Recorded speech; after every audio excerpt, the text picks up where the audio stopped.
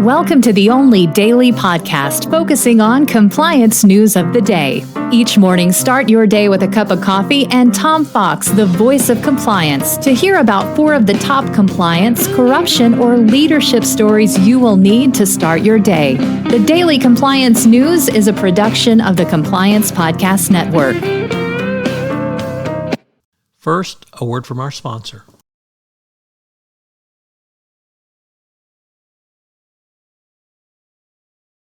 Daily Compliance News for August 1, 2023, the Accident Waiting to Happen edition. And we begin with this story, which is not really about compliance, although perhaps a little bit more about risk. Is an e-bike a motorcycle for children, or is it an electric bike for adults? With a throttle and no pedals, Super 73's new electric balance bike blurs the line of regulation and safety. Their marketing promise: no license, registration, or insurance required. Does that sound like something that's highly risky to you? I would say they'll be out of business in 3 years once the lawsuits start, because it's aimed at riders 4 and up. Wow. That is some serious risk. Next up, from the Wall Street Journal, in an exclusive, the journal reports that Germany's financial regulator advised Binance to withdraw its license application over concerns about its finders, Changping Zhao, known as CZ, and the company's complicated structure. BaFin, the notorious German regulator, if you'll think back to our Wirecard days, believes that Binance's founder and CZ would not pass a fit and proper test, which looks at whether people are professionally and reputationally apt to run a business it supervises.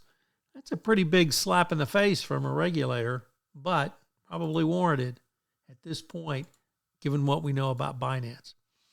Next up, from the Columbus Dispatch, an article about the head FBI agent, Jeff Williams, who led the FBI's investigation into public corruption in Ohio, specifically Larry Householder. The agent showed up at Householder's house, and Householder did not make any comments or ask questions. When they put him in handcuffs, but his wife barricaded the door. And according to Williams, it turned into quite a scene, with her at the door refusing to let agents in. And, quote, some of the comments she made, end quote. The wife wanted to know which judge authorized the search warrants. And she said that she felt the agents were over the line and perhaps should have been arrested and detained themselves. So, wow. The wives of the rich and famous, or at least the formerly powerful.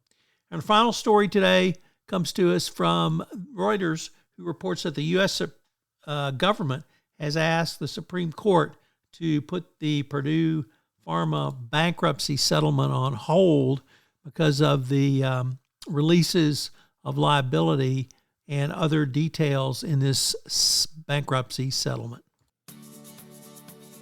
The Daily Compliance News is a production of the Compliance Podcast Network and a proud member of C-Suite Radio. Thanks so much for listening. I hope you'll join me again tomorrow.